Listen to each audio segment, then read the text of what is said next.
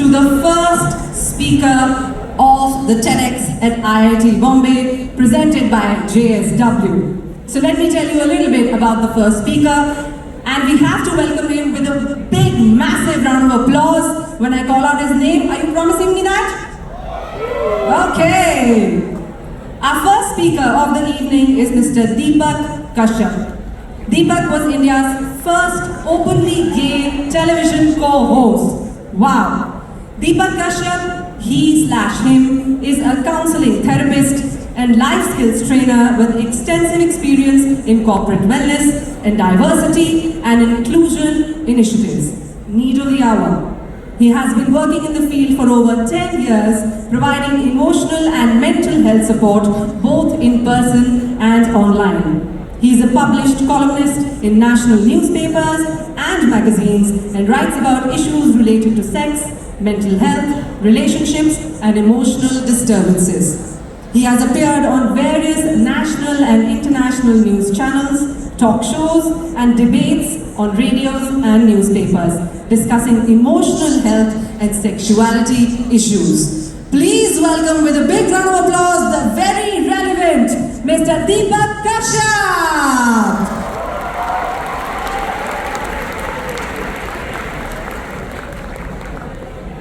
Come on guys, we need a big round of applause.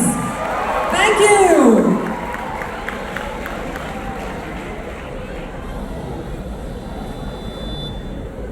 Namaste.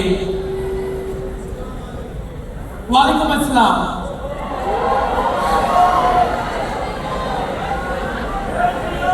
Jai Shri Ram.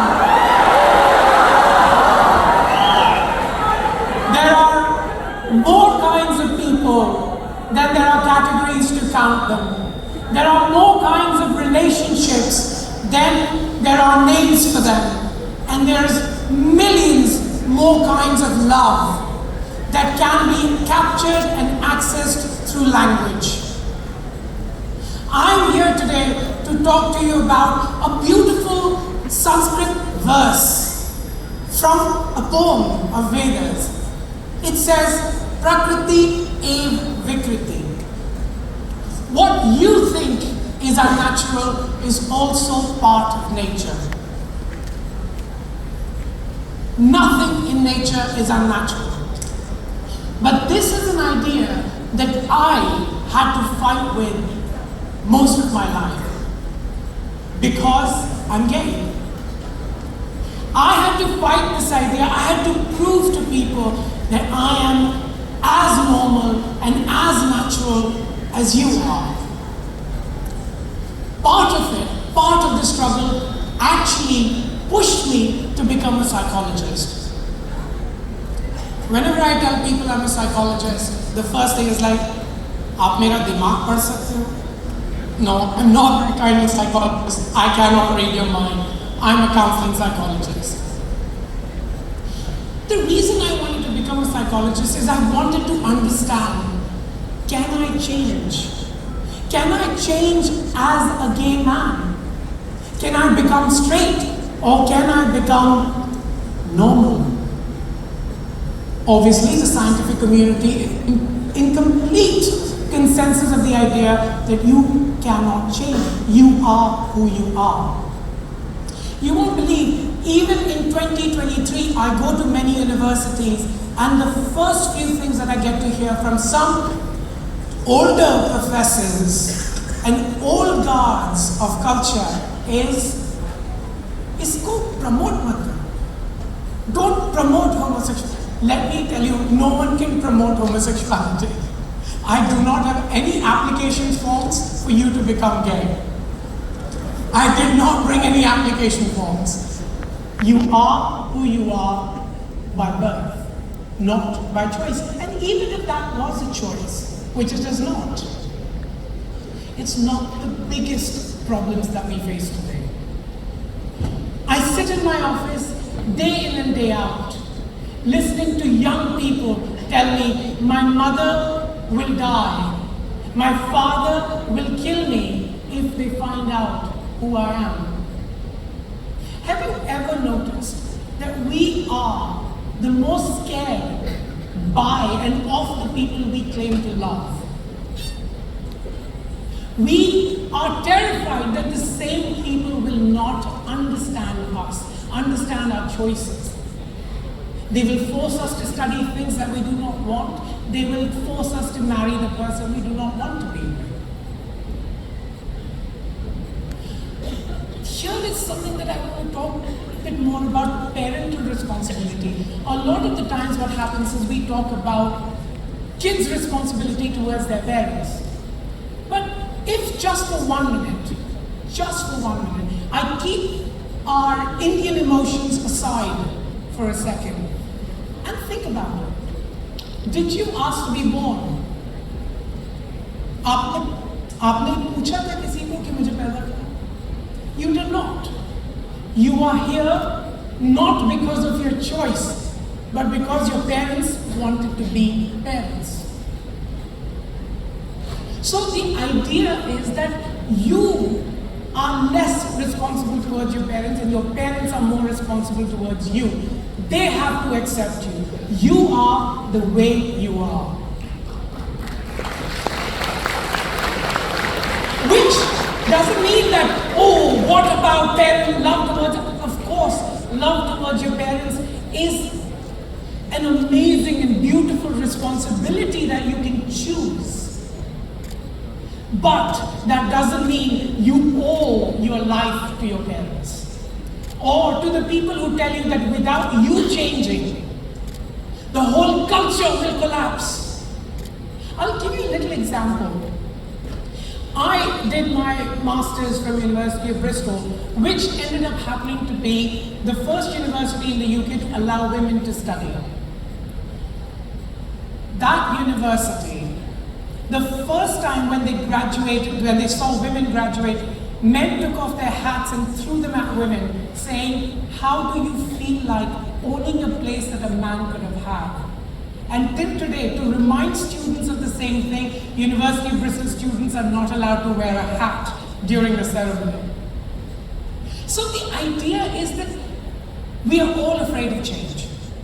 We are all scared. We're human beings. But this is where language comes in.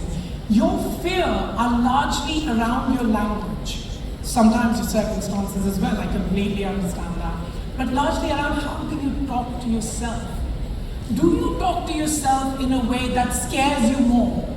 I mean, before coming here, I was like so nervous. I'm going in front of students. I'm going in front of people who do not want to hear anyone speak.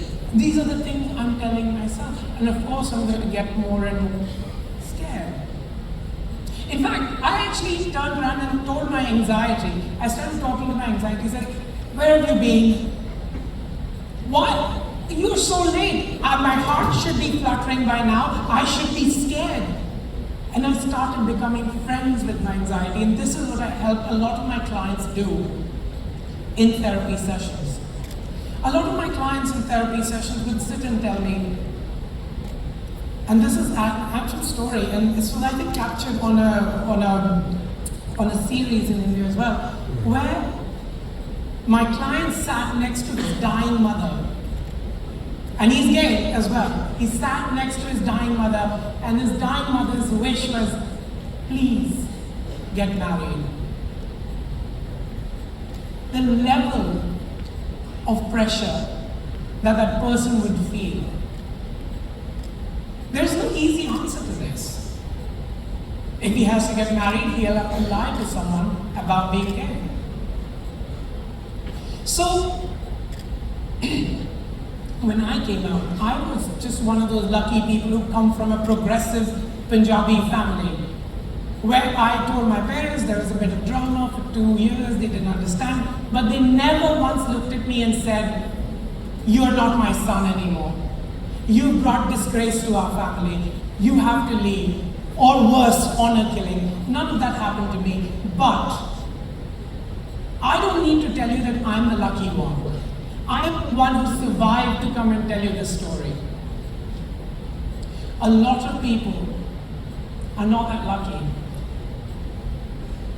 बहुत बार ऐसा होता है that your parents choose society over you. They will not fight with society for you, they will fight you for the society.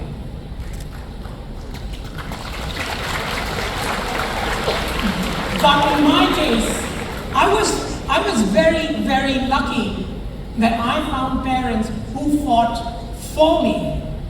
There were, even in my family, we had all the aunts and uncles and chachas and mamas and buas and masis who thought I was going to hell. Who thought because I have come out on national television, no one will marry their kids. And I was like, imagine this, if my coming out makes your kids' prospects numb or less, why do you even want to get them married to that house? So, it is such an interesting thing to talk about because these beliefs are the ones that guide your behavior. And these beliefs and behavior dance. They dance in public and they dance in private, in your personal lives. This dance of belief and behavior is where your being emerges. And you either become a confident person and you look at yourself and say, okay, I'm gay. That's it.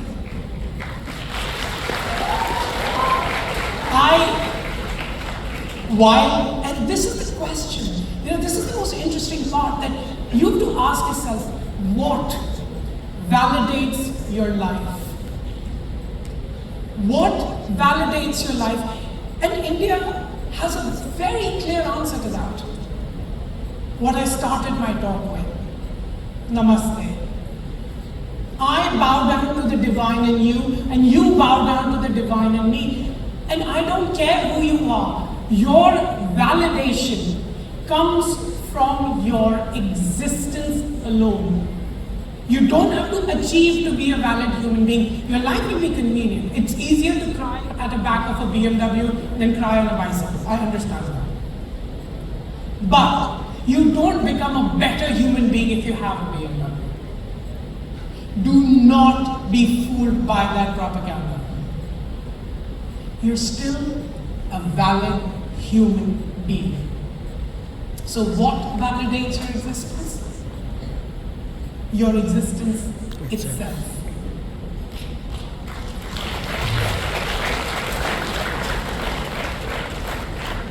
Now, in my last 3 minutes or so, I want you to take something back for your lives. All people who are not, and I'm sure there are some LGBTQ people in this crowd as well. We are at least, thank you. Now, there they are. Now, don't look around like, Milya. So, there are queer people everywhere. But what I want you to know is, you as a straight person as well are different. Not all straight people are the same. I want you to go away from here accepting your uniqueness. Not just sexually, accepting your uniqueness intellectually, accepting your uniqueness as a human being.